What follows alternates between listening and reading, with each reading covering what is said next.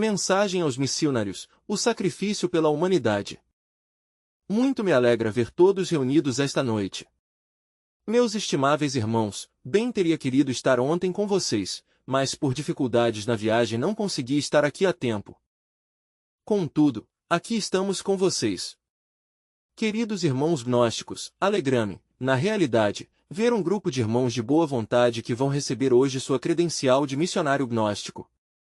Quero que vocês saibam que, certamente, o trabalho do missionário é grandioso. Nestes instantes de crise mundial e de bancarrota de todos os princípios, estamos, na realidade, organizando o exército de salvação mundial. Não há dúvida de que estamos em um momento dificílimo da história, em um momento crítico terrível. As nações se levantaram contra as nações, os povos contra os povos e por toda parte existe o pranto e o ranger de dentes. As enfermidades desconhecidas abundam por todas as partes. Terremotos, pestilências de toda a índole, dificuldades econômicas, etc. O caos, a anarquia governa nestes momentos no mundo inteiro, a maldade se multiplicou até o máximo e a terra se comove em suas entranhas cada vez mais e mais. Não há dúvida de que o fundo dos mares está rachado. Profundas rachaduras existem no Pacífico, a água do oceano, em alguns lugares, já estão em contato com o fogo líquido do interior do mundo, dali resultam pressões e vapores que aumentam de instante em instante. Agora poderão explicar-se vocês, por si mesmos, a raiz dos terremotos e maremotos. Em nome da verdade, devemos dizer que a humanidade está sentada sobre um paiol de pólvora que em qualquer momento pode explodir. Bastaria uma conjunção de mundos para que aquelas pressões e vapores que no interior da Terra existem, se manifestasse violentamente. Então veríamos parte da crosta da Terra voando em pedaços. E o fogo líquido, derramado sobre o mundo, ocasionaria, de fato, o grande incêndio universal, do qual se têm preocupado tantos distintos profetas da época. Assim, meus queridos irmãos, que na realidade, os tempos do fim chegaram e estamos neles. Através do curso da história podemos ver que nosso sistema solar se move no cinturão zodiacal. Assim como existe o ano terrestre, assim também é verdade que existe o ano sideral. E assim como o nosso ano terrestre tem 4 estações que são primavera, verão, outono e inverno. Assim também o ano sideral tem 4 estações, primavera, verão, outono e inverno. O ano sideral é a viagem do sistema solar ao redor do zodíaco. Uma raça não dura mais do que o que dura uma viagem do sistema solar ao redor do zodíaco. A raça Atlante, a que nos precedeu, antes de que nós os Ários existíssemos, terminou, exatamente, quando concluiu o ano sideral, quer dizer, quando concluiu a viagem do sistema solar ao redor do zodíaco. Então veio o grande dilúvio universal, que não foi outra coisa que a submersão do continente Atlante entre as ondas bravias do oceano que leva seu nome. A raça Lemur concluiu, quando concluiu uma viagem do sistema solar ao redor do zodíaco. Então, o fogo dos vulcões entrou em erupção, e terríveis terremotos e grandes maremotos, através de 10.000 anos, submeteram o continente Mu entre as ondas bravias do Pacífico. Que diremos dos hiperbóreos, essa poderosa civilização que outrora floresceu ao redor do casco do Polo Norte? Terminou por outra viagem sideral.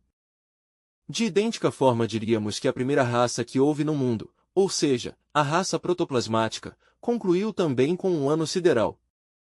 No calendário asteca há uma lenda que diz, os filhos do primeiro sol, quer dizer, a raça protoplasmática que outrora viverá no casco polar do norte, pereceram devorados pelos tigres.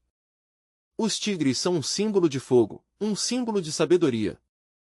Os filhos do segundo sol, dizem, pereceram arrastados por fortes furacões, refere-se aos hiperbóreos. Os filhos do terceiro sol, quer dizer, os lêmures, pereceram por sol de chuva de fogo e grandes terremotos. Os filhos do quarto sol, os atlantes, pereceram submersos sob as águas. Os filhos do quinto sol, diz o calendário asteca, referindo-se a nós, os ários, perecerão pelo fogo e os terremotos. Assim que as profecias estão claras e precisas. Pedro, o apóstolo, em sua segunda epístola aos Romanos diz, e os elementos ardendo serão desfeitos, e a terra e todas as obras que nela serão queimadas. O grande Kabir Jeshua Ben Pandirá, viva encarnação do Cristo cósmico, disse que o dia do Senhor virá como ladrão na noite, quando menos se lhe aguarde. Cristo é fogo, Cristo é o fogo do fogo, a chama da chama.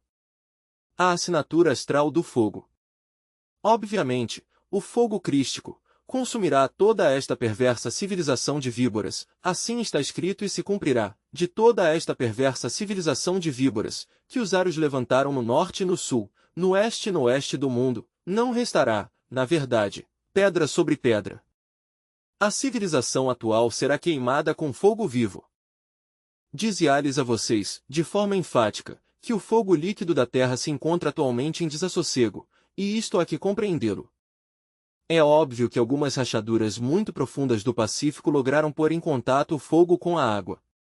Agora se explicarão vocês, de forma precisa, por que o fogo líquido do mundo se acha em desassossego. Dizia-lhes também, que qualquer conjunção de mundos seria suficiente como para fazer que todas estas pressões e vapores que atualmente existem, e que está originando os terremotos e os maremotos, estourará rompendo em pedaços parte da crosta geológica do mundo e originando a saída do fogo líquido por todas as partes. Este fogo é suficiente como para consumir, totalmente e de forma unitotal, toda a civilização que atualmente existe. Mas, nisto, entra em jogo algo muito importante, a mecânica dos mundos. Por que não será de forma meramente casual como poderia explodir a crosta geológica da Terra? Para que esta crosta possa romper-se por alguma parte, deve haver uma cadeia de causas e efeitos. Indubitavelmente, tal cadeia se encontra intimamente relacionada com a mecânica dos mundos. Obviamente, sempre houve um planeta que pôs fim a toda a raça. Esse mundo, esse planeta existe, chega sempre ao final de toda a viagem do sistema solar ao redor do zodíaco. Quando chegou ao final da Lemúria, virou a página da história, os vulcões entraram em erupção, produzirão-se terríveis maremotos e grandes terremotos que acabaram com toda a poderosa civilização do continente Mu. Quando chegou ao final da viagem relacionada com a Atlântida, produziu-se uma revolução dos eixos da Terra, os mares mudaram de leito e engoliram esse grande continente, com todos seus milhões de habitantes. Agora, novamente, vem de viagem tal planeta, e vem em instantes em que nossa viagem ao redor do zodíaco terminou, digo assim, porque só faltam uns poucos graus para o final total. Esta viagem em que estamos se iniciou na era do Aquários, e o sistema solar regressou outra vez ao signo de Aquários, quer dizer, se completou a viagem, só faltam uns poucos graus para ficar, exatamente, no final da viagem, e esses poucos graus implicam tão só uns poucos anos. Como sequência ou corolário, o mundo aquele que faz jogo com esta viagem sideral, o mundo aquele que aparece sempre ao final da viagem, já está à vista de todos os telescópios do mundo, chamado Hercólobos, os cientistas o batizaram com o nome de Barnard e Nostradamus e os antigos lhe chamavam Hercólobos. É 6 vezes maior que Júpiter, o titã de nosso sistema solar, trata-se de um monstro cósmico extraordinário. Os astrônomos de todos os lugares do mundo já levantaram o mapa da grande catástrofe que se avizinha, nós temos em nossa instituição, pois, esse mapa conseguimos-lo em uma hemeroteca do Distrito Federal, pois, de ordem oficial. Todos os astrônomos do mundo levantaram, não há astrônomo que ignore a grande catástrofe que se avizinha, mas não fazem publicação desse evento por proibição expressa dos governos, que censuram para evitar, precisamente, o fenômeno da psicose coletiva. Assim, trata-se, pois, de um fato concreto, de um fato oficial que a ciência atual não desconhece. Quando Hercólobos se aproximar um pouco mais, quando já seja visível para todo o olho, puxará, ou atrairá magneticamente o fogo líquido do interior da Terra, então virá a grande explosão que se aguarda, pois já disse, que o interior do mundo está cheio de pressões e vapores que se intensificam de instante em instante, devido ao contato preciso do fogo e da água. Obviamente, Hercólobos tem uma potência magnética extraordinária, produzirá tal explosão, voando em pedaços parte da crosta geológica da Terra, o fogo líquido brotará à superfície, por todas as partes, milhões de vulcões aparecerão por aqui, por lá e acolá, e se originarão terríveis terremotos e horrorosos maremotos. O fogo líquido, circulando por toda a superfície do globo terrestre, queimará tudo aquilo que tem a vida, será um incêndio universal que ninguém poderá apagar e perecerá toda a humanidade dorida.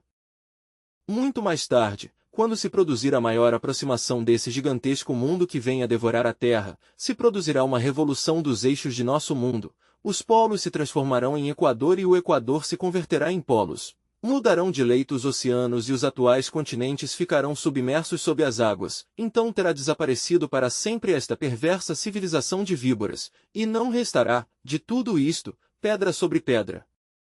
Já Hercólobos disse, está à vista de todos os observatórios do mundo, chegará um momento em que será visível, ainda em pleno meio-dia. Quando se colocar entre o Sol e Terra, haverá um eclipse que durará 3 dias. Estou falando sobre fatos que se podem demonstrar matematicamente. Os astrônomos que levantaram o mapa deste evento podem demonstrá-lo com números, com cálculos exatos. Não estou falando de conceitos a priori, não estou fazendo afirmações de empíricas. Os astrônomos respaldam minhas palavras em todos os rincões da Terra, pois não há telescópio através do qual não se tenha visto, jamais, o que estou dizendo. Hercólobos, repito, está à vista, isto é inquestionável. Mas, antes desta catástrofe que está às portas, haverão guerras por toda a parte e rumores de guerras, porque os tempos do fim chegaram. Cada nação terá que saldar suas dívidas velhas, cada nação será chamada a prestar contas e os seres humanos estarão uns contra os outros, e todos contra todos. O caos e a anarquia estão governando e governarão totalmente ao mundo, enfermidades desconhecidas estão aparecendo e ninguém sabe curá-las, a crise econômica é cada vez mais intensiva, a desmoralização total da humanidade, as drogas, o álcool, o lesbianismo, o homossexualismo, etc., se apoderaram de todas as gentes. A humanidade perdeu todo o interesse pelas ideias solares e se voltou terrivelmente mecanicista, todo o sentido de dignidade foi destruído, o ódio corrói as entranhas das gentes, a luxúria, levada ao máximo, se voltou exorbitante, a inveja, é o ressalto atual de toda a civilização que agoniza, etc. Por tal motivo, as gentes foram chamadas a cancelar dívidas kármicas, contudo, com a destruição da raça ária não se completaria jamais o magnífico programa das 7 raças humanas. Quero que saibam vocês que qualquer mundo do espaço há de dar, indubitavelmente, 7 raças. Nosso mundo Terra, hoje por hoje, tão só tem dado 5 raças, tem que haver uma 6ª raça no futuro, em uma Terra transformada, em uma Terra nova. O Evangelho de Lucas é o Evangelho solar, segundo a luz, está simbolizado pelo touro alado, símbolo vivente de uma terra regenerada, de uma terra purificada pelo fogo e pela água, da terra do amanhã. O Evangelho de Mateus é o Evangelho segundo ciência, o Evangelho que nos indica o tempo da catástrofe. Mateus diz, quando ouvirdes de guerras e de rumores de guerras, quando Jerusalém esteja rodeada de exércitos, etc., é porque os tempos do fim chegaram. Mateus nos fala de pestilências, nos fala de terremotos, de maremotos, etc., que são os eventos que hão de preceder a grande catástrofe. De maneira que, de acordo com o dito por Mateus, estamos nas portas da grande tragédia, Jerusalém está rodeada de exércitos e por onde quer se fala de guerras e de rumores de guerras. Disse, por exemplo, que em Formosa já se vão fabricar armas atômicas, existe o perigo de outra terrível guerra na Coreia, que Coreia do Norte e do Sul. O mundo por toda parte está cheio de guerras e isto não tem remédio. Estas são os sinais que dá Mateus para a grande catástrofe. Agora compreenderão vocês, como missionários, qual é nosso trabalho. Se necessita formar um núcleo de gente seleta, que sirva de base para a futura 6ª raça raiz, eis aí o trabalho do missionário. São precisamente eles, os missionários, quem devem organizar o exército de salvação mundial. Antes da grande catástrofe, esse exército deve estar já formado. Antes da grande catástrofe, o povo seleto será levado a um lugar secreto no Pacífico, em dito lugar nada sucederá, desde ali poderemos ver a grande tragédia. Depois desse evento cósmico terrível, a Terra toda ficará envolvida em fogo e vapor de água. Aqueles que hão de ser levados ao lugar escolhido, obviamente devem ter dissolvido o ego, ou pelo menos a maior parte. Quem pelo menos tem eliminado uns 50% dos elementos indesejáveis que em nosso interior carregamos, podem ser selecionados, porque se em tempos de angústia trabalharam sobre si mesmos, dão esperanças, é possível que então, naquela ilha solitária, se dediquem de cheio a eliminar o outro 50%. Mas quem de modo algum tenha trabalhado sobre si mesmos, não poderão ser selecionados e perecerão. Todos aqueles que morram sem ter feito a grande obra, sem ter dissolvido o ego, terão que evoluir dentro das entranhas da terra até a morte segunda, assim está escrito e assim é. Só com a morte segunda pode a essência liberar-se, emancipar-se, sair de entre o ego, só com a morte segunda pode a essência ascender outra vez, em estado inocente, à superfície de nosso planeta. Obviamente, as essências livres poderão formar as multidões da Idade de Ouro. Assim que o povo seleto não aguardará que a natureza lhe desintegre os elementos psíquicos indesejáveis nos mundos infernos, o povo seleto dissolverá esses elementos trabalhando sobre si mesmos, aqui e agora. O povo seleto viverá na ilha sagrada, entre a névoa daqueles dias, pois a terra toda ficará, depois da grande catástrofe, envolvida em fogo e vapor de água, e os elementos do fogo e a água combaterão entre si, mutuamente, durante vários séculos. Mas o tempo será aproveitado naquela ilha, e os que não completaram, se completarão, acabarão de destruir o ego. E quando um duplo arco-íris aparecer nas nuvens, sinal de uma nova aliança de Deus com os homens, aqueles que dissolveram o ego viverão nessas novas terras que terão surgido do fundo dos mares e servirão de núcleo para a futura sexta raça raiz. Virão então a Idade de Ouro. Já Virgílio, o poeta de Mântua, disse: já chegou a Idade de Ouro e uma nova progenie manda. Na Idade de Ouro da futura raça, não existirá nem o meu nem o teu, e tudo será de todos, e cada qual poderá comer da árvore do vizinho sem temor algum. Na futura Idade de Ouro não haverão fronteiras nem nações, e a terra inteira será uma grande nação, então governarão as dinastias solares aos povos inocentes e puros. Não se lhe dará corpo, na nova idade, a ninguém que tenha ego, nem sequer ao que tem 1% de ego. Porque se alguém com ego tomasse corpo na idade futura, esse destruiria a Idade de Ouro. Assim como uma laranja podre, metida entre um cesto de laranjas boas, as apodrece a todas, assim também, um só elemento com ego é suficiente como para apodrecer a toda a humanidade da Idade de Ouro. Por esse motivo, os que tenham ego serão afastados, para eles não haverá corpo na Idade de Ouro. Estamos preparando-nos, meus queridos irmãos gnósticos, para criar uma nova civilização e uma nova cultura. Contudo, antes de tudo, devemos dar forma ao exército. Só depois de ter surgido a Idade de Ouro, poderemos fundar no mundo uma nova civilização e uma nova cultura. Os missionários que trabalham por formar o exército, obviamente se converterão nos paladinos da Idade de Ouro. Vejam vocês quão grandioso é o trabalho dos missionários. Esses irmãos abandonam tudo pelo Cristo, abandonam sua pátria, sua família, seus bens, tudo, para formar o exército de salvação mundial. Indubitavelmente, eles, com seu trabalho desinteressado, com seu trabalho fecundo e criador, poderão, obviamente, cancelar suas dívidas velhas, para ficar limpos completamente de karma. É por isso o glorioso trabalho do missionário, à base de sacrifício, terrível muitas vezes, laboram na grande obra do Pai. Os missionários gnósticos estão chamados, pois, a criar a nova civilização e a nova cultura. No entanto, eles devem começar, primeiro, pela formação desse núcleo que necessitamos para iniciar a nova era. É por isso que os missionários trabalham, eles querem formar esse núcleo que servirá de raiz para a sexta raça do amanhã.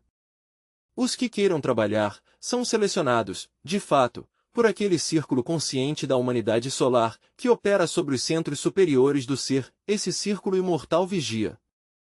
Não há dúvida que os missionários gnósticos brilham entre as trevas pavorosas deste mundo, eles se destacam, refulgem, parecem chamas, diferentes a toda esta humanidade perversa.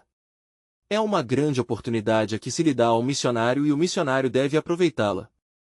A labor dos missionários deve ser ordenada. Os missionários que saem a formar o exército, não vão como reformadores de lumisiais, todo lumisial depende de um diretor e este, em si mesmo e por si mesmo, deve responder ante a grande lei por seu trabalho. De modo algum se autoriza jamais aos missionários para ir a reformar lumisiais ou para dividir grupos, ou algo assim pelo estilo. Que o diretor de cada lumisial responda por sua obra. Mas nenhum missionário está autorizado para ir a reformar o trabalho a algum diretor de lumisial. Os missionários não vão de reformadores de grupos, os missionários vão a formar novos grupos, que é diferente. Todo missionário tem liberdade para formar grupos.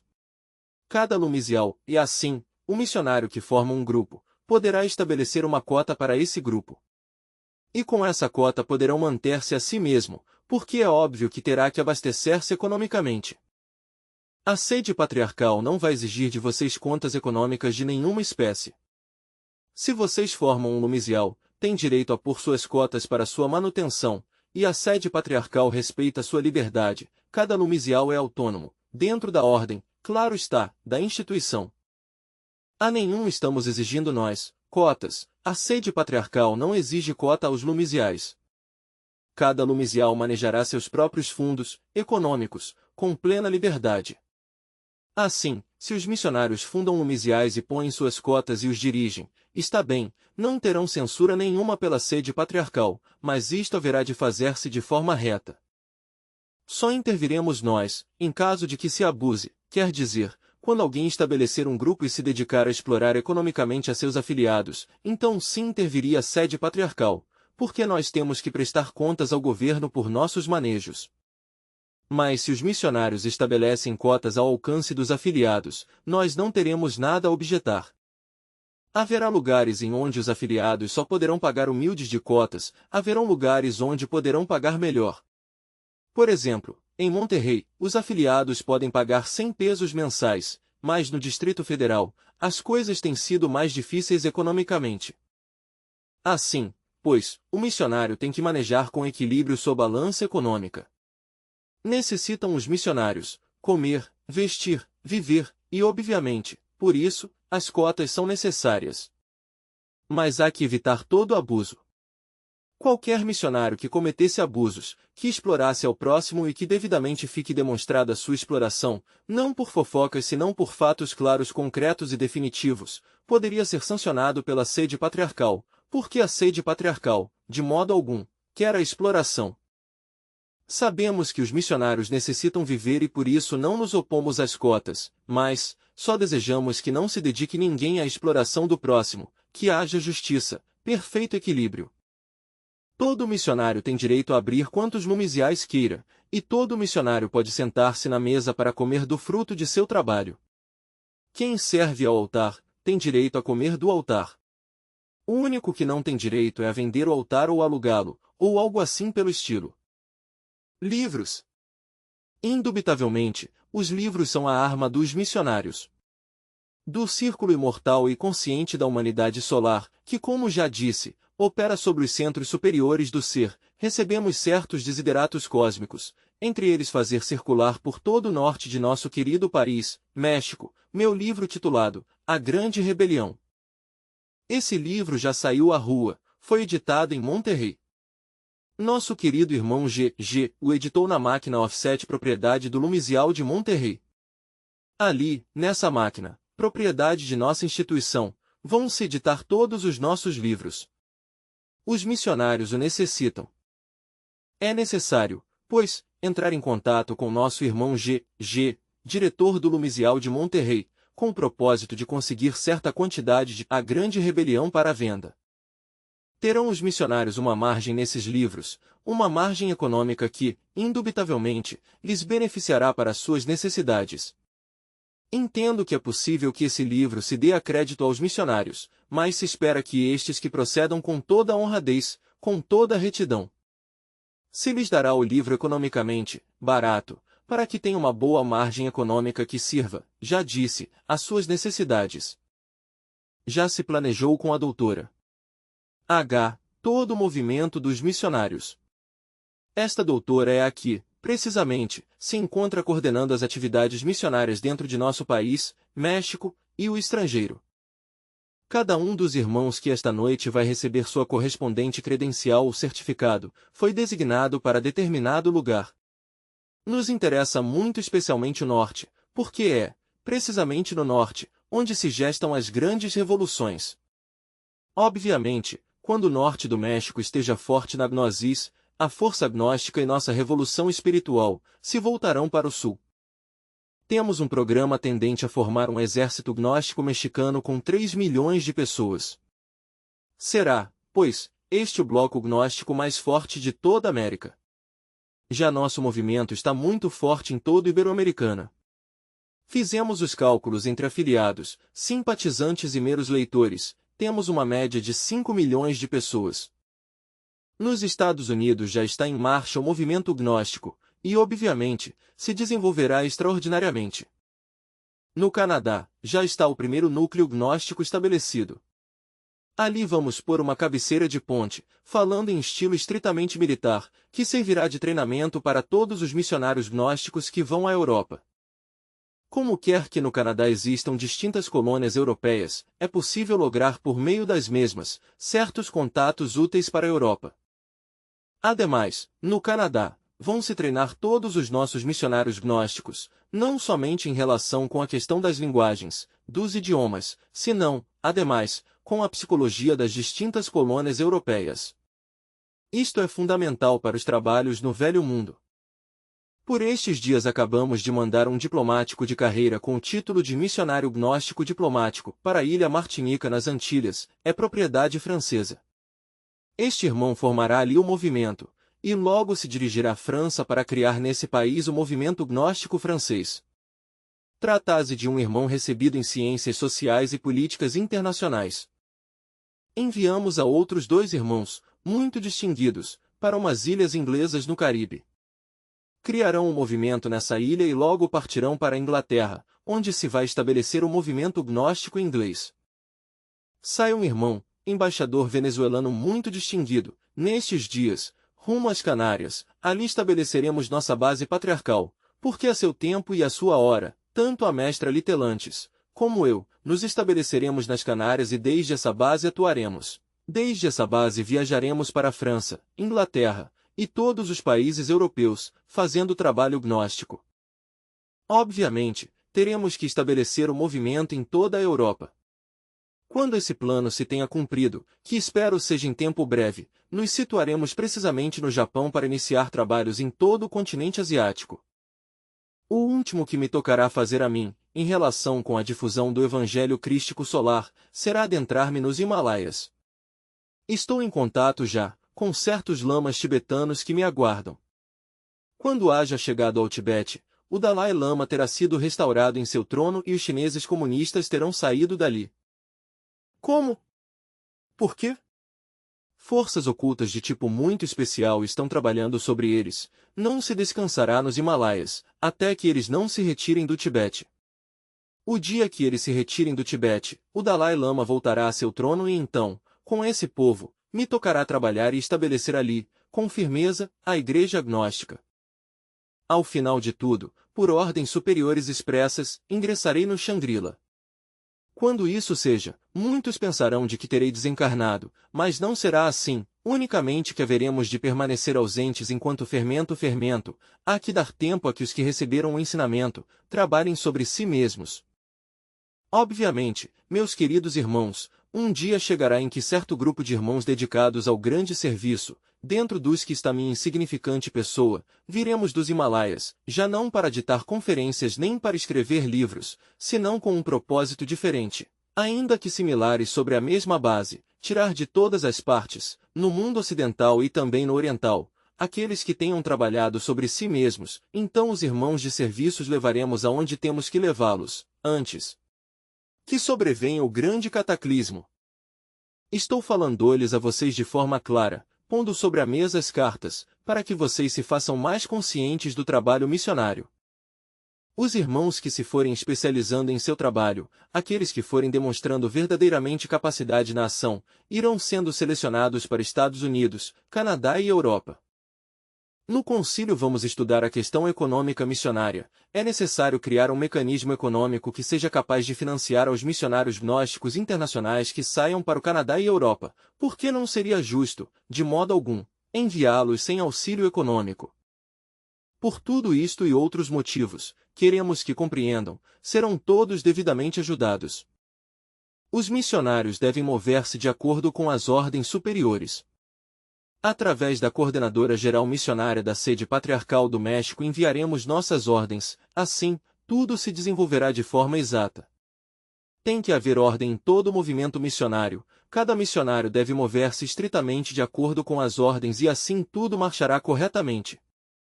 Se os missionários andarem de forma desordenada se produziria o caos, a desordem, então, como dirigiríamos o exército de salvação mundial?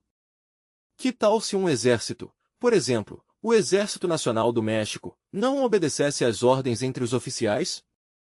Obviamente existiria o caos, a anarquia. Assim também sucede nas fileiras do Exército de Salvação Mundial, tem que haver ordem, obediência à sede patriarcal.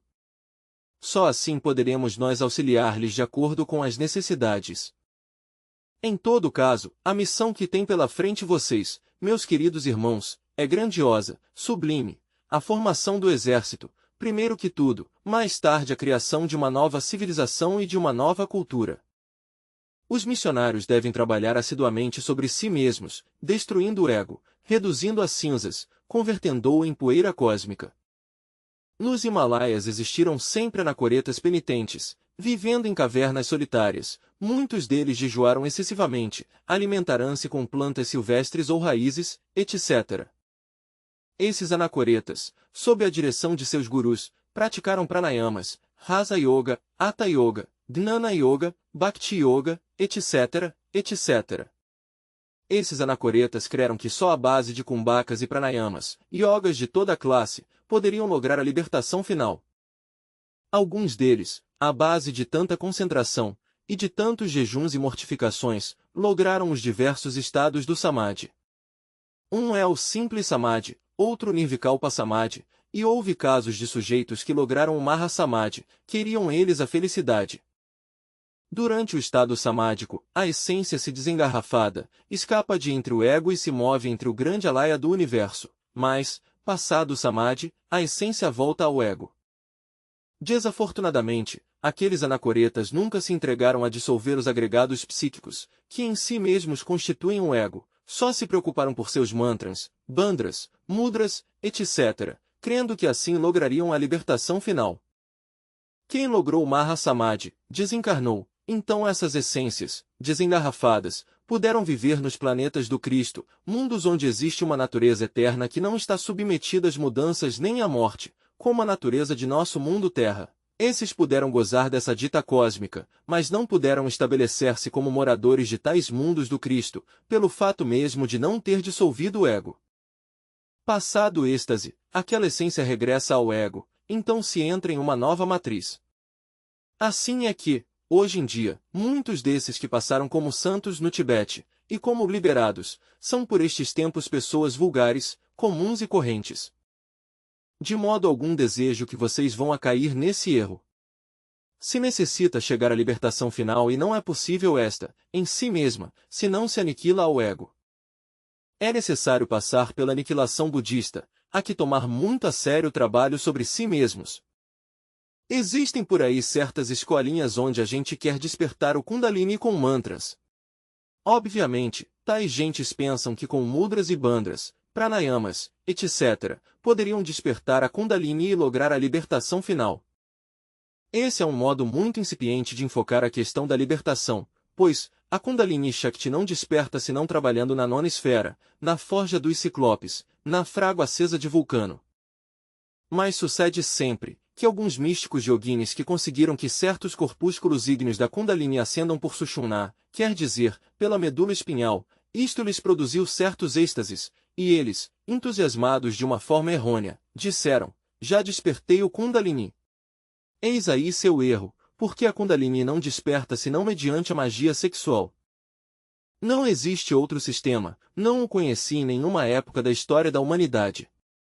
Conheci aos Lêmures, aos Atlantes, fui testemunha do nascimento desta raça, conheci aos Hiperbóreos e aos Polares, conheci humanidades de outros Mahamanvantaras e nunca vi que alguém pudesse desenvolver a serpente ígnea de nossos mágicos poderes, com procedimentos alheios à magia sexual.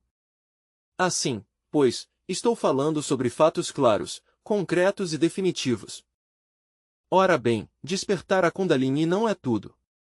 Os maias disseram sabiamente, não somente necessitamos despertar a serpente, é necessário ser engolidos pela serpente. Despertar a serpente é algo incipiente, ser engolidos pela serpente é diferente. Ninguém poderia gozar dos poderes da serpente, se antes não tem sido devorado pela serpente. Isto o ignoram, precisamente, todos aqueles anacoretas yoginis dos quais falei esta noite. Para ser devorado pela serpente, se necessita indubitavelmente, não somente ter criado os corpos superiores existenciais do ser, senão ademais, e isto é o mais grave, ter reduzido a poeira cósmica ao ego animal. De modo algum poderia alguém lograr a união com Deus, se antes não tem sido devorado pela serpente, jamais poderia um ser devorado pela serpente, se previamente não tem dissolvido o ego animal. Quem dissolve o ego, é engolido pela serpente, aquele que é engolido pela serpente, se converte em serpente.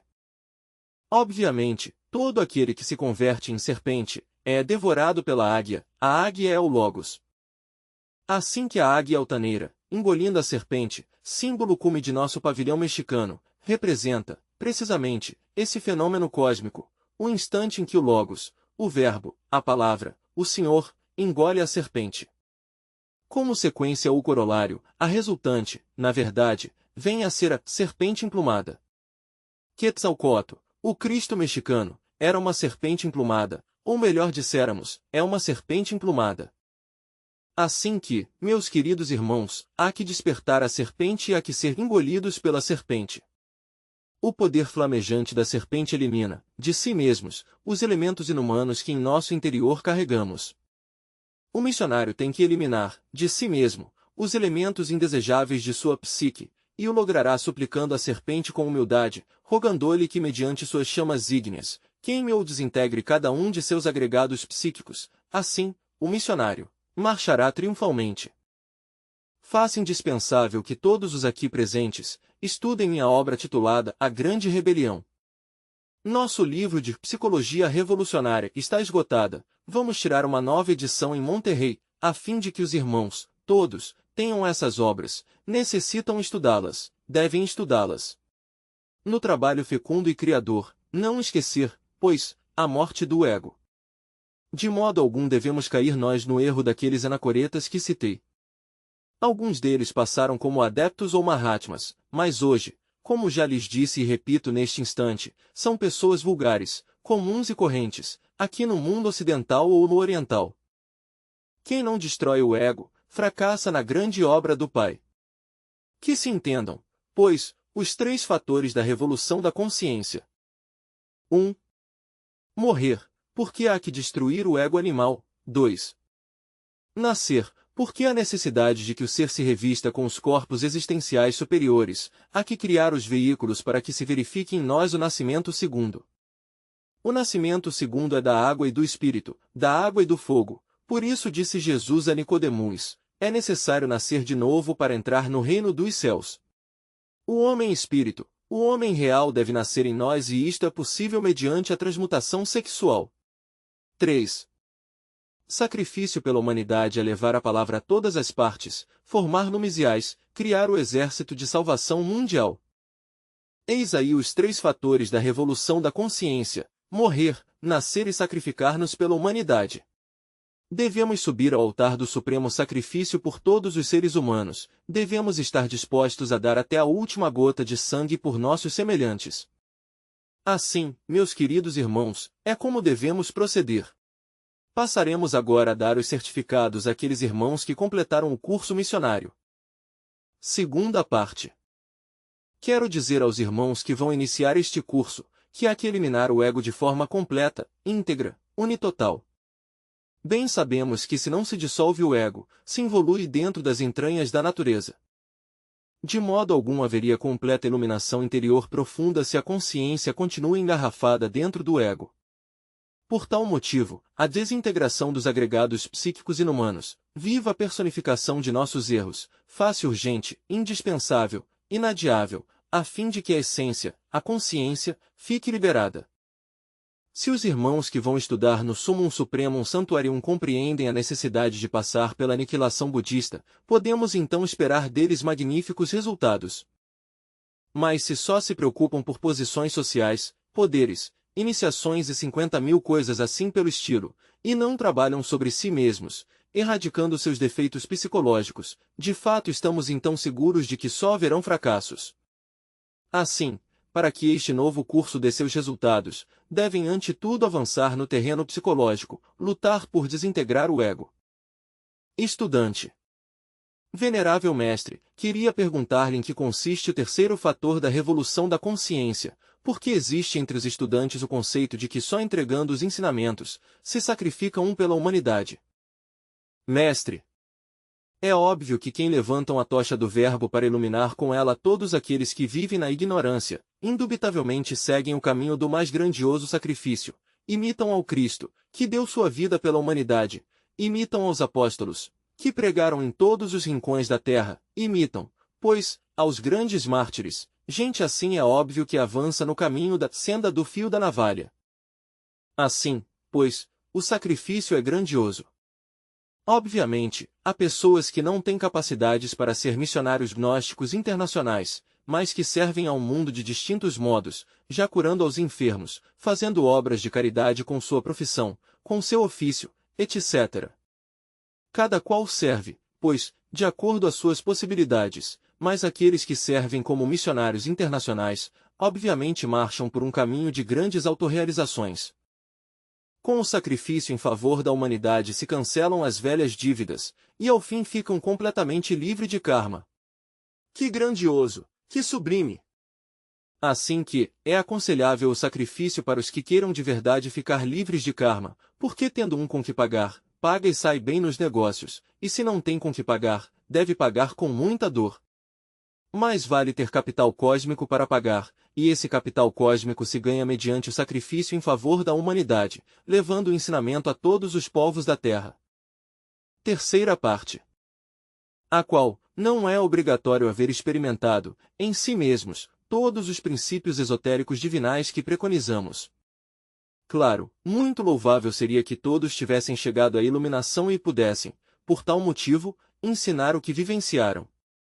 Mas os iluminados temos que contar com os dedos das mãos e sobram dedos. Por este motivo, nós devemos dar o que estamos aprendendo, enquanto mais dermos, mais receberemos. Conforme formos ensinando a outros, a iluminação irá vindo a nós. Mas se nós guardamos o ensinamento, tampouco haverá luz para nós. Não há que esconder a chama debaixo do alqueire, temos que levantá-la bem no alto para iluminar o caminho de nosso próximo. À medida que nós preconizamos aquilo que aprendemos, aquilo que se nos tem ensinado, a luz irá vindo a nós. Não seria possível, pois, aguardar a que estivéssemos completamente iluminados para logo iluminar ao mundo. Temos que lançar ao público as verdades que aprendemos, as verdades que os mestres nos ensinaram, aqueles grãos de luz dos quais nos fizeram depositários. Quanto mais trabalhemos na grande obra do Pai, mais e mais poderemos ir experimentando, em si mesmos, o que estamos preconizando. Mas se nós, egoisticamente, não entregamos aos demais o que sabemos, tampouco poderemos um dia vivenciar os ensinamentos transcendentais do Espírito. Deixemos de lado o egoísmo, entreguemos a outros o que aprendemos. Conforme assim o façamos, a luz virá a nós, e um dia vivenciaremos a crua realidade disso que nos ensinaram.